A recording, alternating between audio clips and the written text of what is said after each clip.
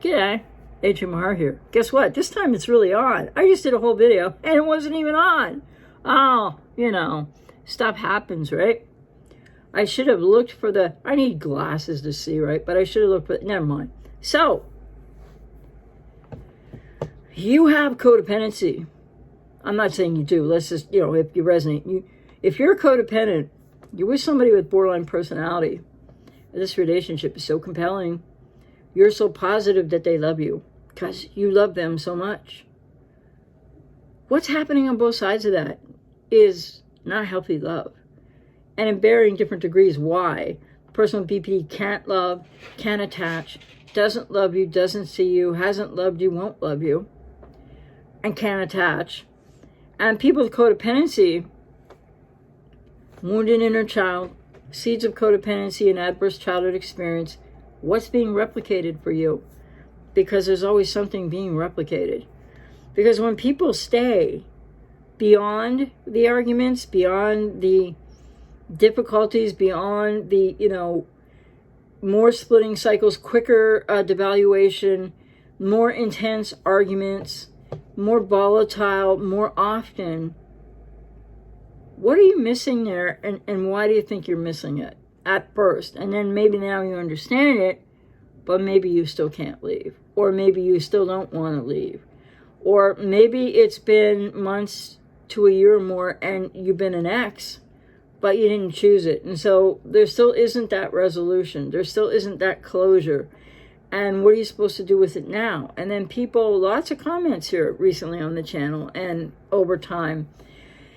People saying, to my main message, which is fine, people have their own feelings and the right to their own opinions, but they continue to say, but I really loved her or him, and I know that he or she really loved me too.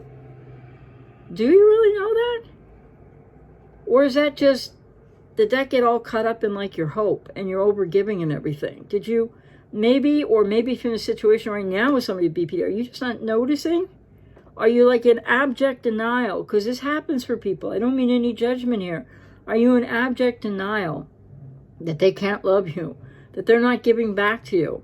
That they're not really attached to you? They're so chameleon-like. Which part of the presentation fits for you? And how long does that last? I mean, I understand codependency, so I understand the compelling nature of this. I've been through it on both sides in the past. So, but the difficulty is, so there was a comment on the channel, and somebody said that, when they were going through this, or I don't know if they're out of the relationship yet or not, that they just wanted to go to a therapist so that they could have the arguments, the person with BPD and themselves could have the arguments in front of a therapist. Like, really? So I wonder how many of you out there have tried that. Or there might be people who are going to come along who are just figuring out what's going on in the relationship, and they're going to try that. You see, there's nothing more codependent in a relationship with somebody with BPD than the drive to want to get heard and for other people to understand what you're going through. And the drive to get them into therapy so they can change for you. When really it's you that needs to change for you so that you can get out of there. You need to change for you. You only have control over you. But why are you trying to change the borderline? Why are so many people with codependence trying to change borderlines and get them into therapy and everything? Well, there might be lots of reasons. But what's at base, really? What might be that unconscious piece for you? Because you're trying to rescue a parent through this person with BPD. You're trying to get something back that you didn't get in childhood. Because codependency is anathema to altruism. Let me just make that clear. You're not there over-giving, over-loving, over-caring because you're just the greatest person on earth. Because you know what?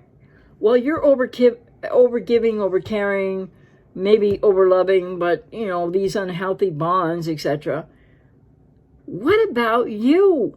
You're totally leaving yourself out of the equation. And then if you ever do stand up for yourself and it doesn't work, and you try to tell the person with BPD, well, you need to go to therapy, or I want to go to a therapist. I want these arguments to happen in front of a therapist. Well, most people with BPD are going to go like, no way, right? Like, forget it. But if you get them to a therapist's office, and as I've worked with people in these situations, and I don't like to, but if somebody approaches me like, will I help with their ex? Will I help with their current almost ex-wife or partner? I'll try sometimes, but what I know is, so it's happened in the past. Yes, people have come and they want the argument to happen in front of me in a session, many times actually. And what do I know about that? Well, I understand this area really well. I mean, if I do say so myself, sorry, try to be as humble as I can, but I am an expert in this. I know both sides of it, inside out, and codependency, from which I have basically recovered now, but it took years because nobody recovers in 2 to 4 to 6 months. It just doesn't work like that. So, when I see this in sessions, it's yes. I mean, some therapists out there totally miss it. They don't understand BPD. Okay, then lots get it, right? I get it. And when I see this unfold in front of me, wow, it's very, it's next to impossible to actually deal with. So what do I mean by that? Well, the person with BPD is making their case, and the codependent partner is making their case. And so I start to see what the issues are, and I kind of see them both, right? But I see what's going on with the person with BPD. And I'm thinking of a couple quite a while ago that the husband was being really supportive to the wife, and the wife was not even able to look at the husband. And she'd had, let's just say, years plural, under 5, more than 2. I just got to keep it vague, of treatment for BPD. So this wasn't somebody who was totally untreated or didn't understand that they had BPD and what that meant, like what it really means in people's lives. She couldn't even look at him. And what was the issue?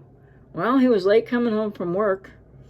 But normally if he's late, because she's had some treatment, and so she's learned to accommodate some things, right, that people who are untreated can't, if he would call and let her know that, it could be fine, which isn't the case with somebody untreated with BPD. But something had happened that day. I don't know, and I wouldn't get into the details anyways, but he just didn't have a chance to call for some reason. It was a pretty understandable reason, as I recall. But she couldn't hear it. She wasn't going to budge at all because she felt how she felt about it because it triggered her, and wherever that went back to her past. And the thing was, so she was entrenched in a position. And he's trying to flow, he's trying to be flexible, he, over-apologized, etc. And one statement that she said, when it was really clear what was going on, and I tried to make a couple of statements that would be not invalidating of the person with BPD, but it's hard to communicate, So then we're all walking on eggshells, what I'm trying to say. And then the next thing is the person with BPD said, well, not to anything I said, but they said, well, maybe I should just forget this, like forget this guy, they were married and everything, with children. Maybe I should just forget this and try somebody new. And this person had had between 2 to 5 years of therapy, somewhere in the middle, I'm just not going to say. And the point is, so if you want to get them to a therapist to witness the arguments, then what do you expect to have happen? Because even if like, I wouldn't bluntly point it out because it doesn't work. But even if you sort of get some understanding, as I did from that example, the person with BPD, I waded in gently a little bit and asked them to look at it from their husband's perspective, etc. But they'd had treatment, right? Some treatment. And they tried, but they couldn't see that. And so what then would you expect someone to say to a person with BPD in their office or on the screen that would change anything in the relationship? Because you can't change in a person with BPD what they don't recognize as a problem yet, what they don't have any self-awareness about. So it's compelling to want to get close, to get past arguments. It's compelling to want to have that therapist witness what you're really going through. But don't you already know what you're going through? So what you need to do if you have codependency and this resonates with you or a situation similar, you need to look at the denial that you're in. Because taking the person to a therapist to have the argument in front of a therapist is not going to be any more of a resolution, or be able to somehow pull out a magic hat closure with the person with BPD. No, because the person with BPD is not on the page, hasn't opened the book.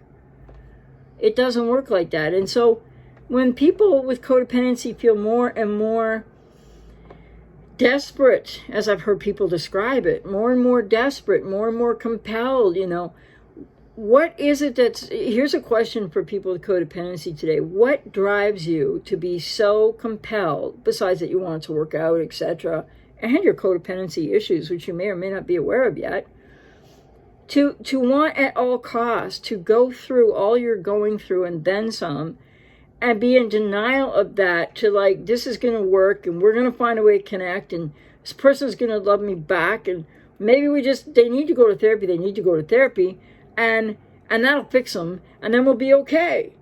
No, the heart, no, just no.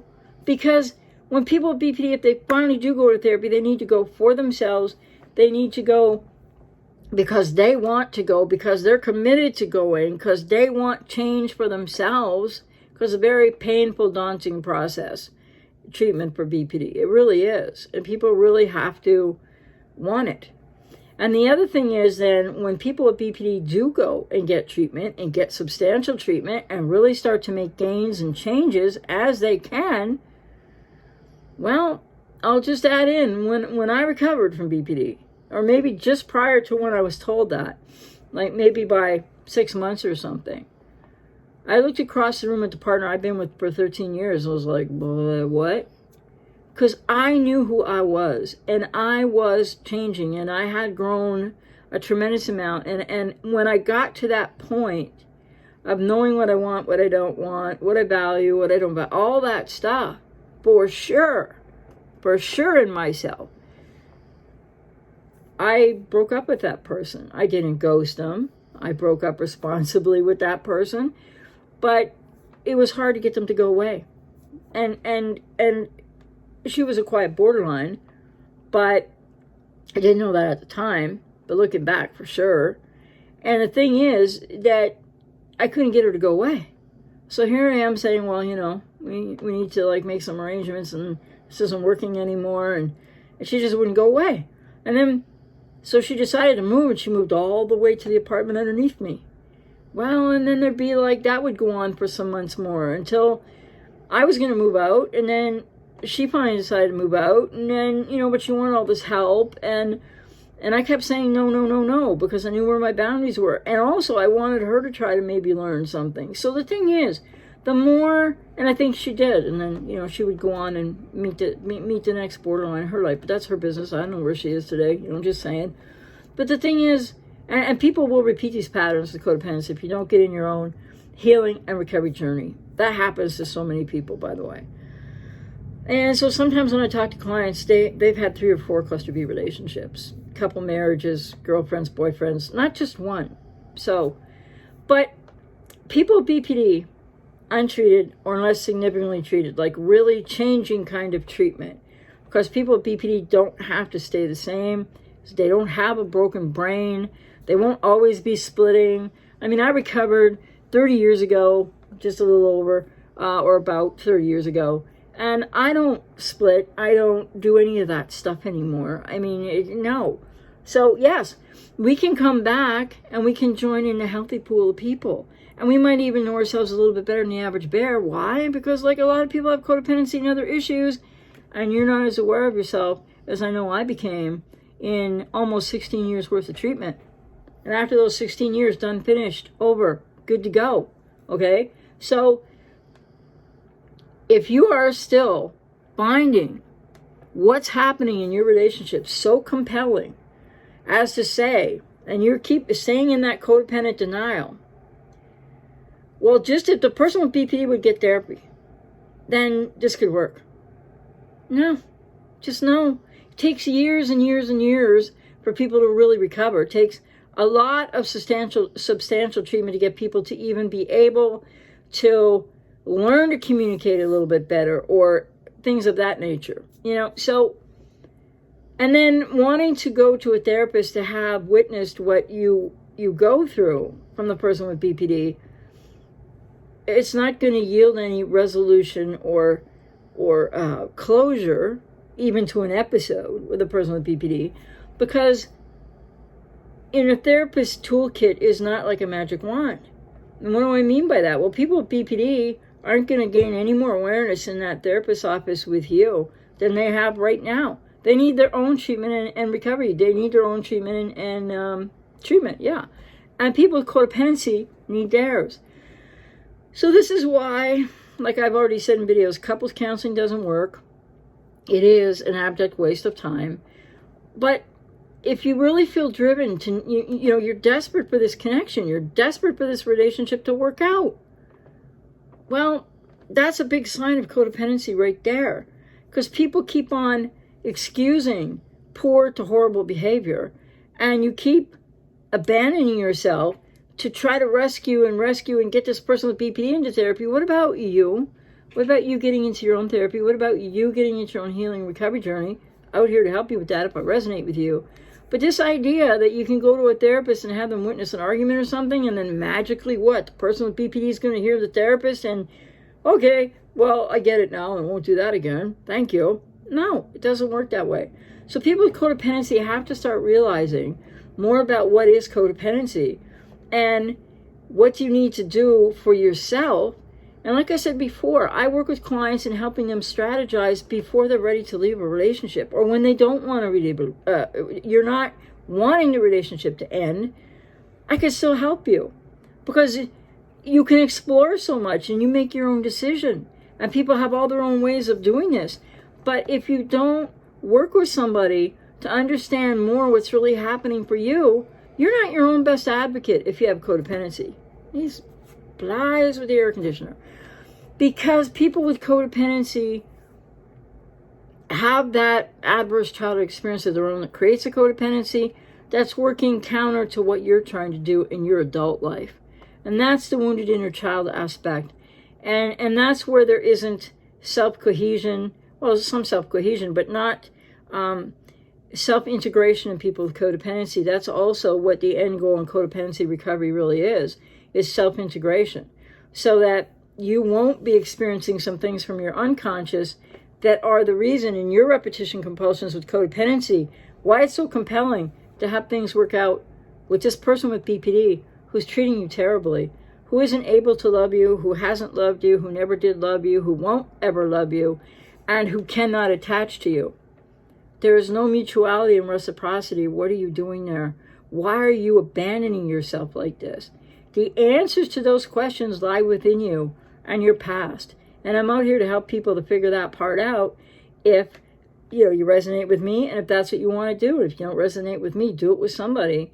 So the idea that you get them to therapy is going to fix everything, no. And the other thing is going to a therapist or couples counseling because you want somebody else to see the arguments and see what the person with BPD does. There's no effective way to get the person with BPD to own it in a session any more than they will in life. They need their own treatment and recovery, and you need your own. And you need to stop. You need to become aware of what you're doing unconsciously so that you can stop it. People with codependency are running from themselves. You're running from a woundedness in childhood. And that's what all the overgiving and all the overreaching and all the what about them, what about them, what about them, instead of what about you, is coming from. And it's compelling, and it's so freaking painful. You so deserve a break today. So just know, this whole idea out there, if you can just get them to therapy, yeah, okay, good. Whew. Relationship will work out somehow. No, it won't. Not unless you've got like 5 or 10 years to waste to see, are they actually engaging in the treatment, or are they not? Or are they lying to you about going? And on a Hoover, they're always lying about, I'll go to treatment, I'll go to therapy, and then they won't. Or they do and they quit. So how is that going to yield you anything different? It isn't going to. And the bottom line is people with codependency have to look at what is the compelling piece of overlap to your childhood in the unhealthy relational patterns of codependency that keeps you stuck there. Because it's not the person with BPD keeping you stuck there. That's you. You need to take responsibility for that. For your part in something that isn't working, that can't work, that's causing you incredible pain. and you just want to fix it, change it, you can't. So I mean this with all kinds of compassion and no judgment, but if you're thinking of couples therapy or you're thinking about a therapist to witness the arguments or what the person with BPD does, therapists don't have a magic wand to change that person with BPD either. And nobody can help somebody with BPD, even professionals, unless and until they open to the process and they want that help. So what are you doing playing superhero while you're sacrificing yourself? While you're abandoning yourself, you're playing superhero to somebody that you can't possibly rescue. You can't possibly change, and you can't possibly fix. Think about it. There is no resolution with a person with BPD untreated or not significantly enough treated or who hasn't recovered. There is no episodic closure, even after episode. And there is no closure, at the end of these relationships. But there's a way that you can find your closure, and that's what matters most. So if you're codependent, and I've gone on too long here again, you need to start looking at what do you need, and what you need to know more about yourself, and what kind of process of healing and recovery do you need, because you're never going to be able to change another person. But wow, do you ever deserve change and healing for yourself that will set you free from the cluster B? Take care.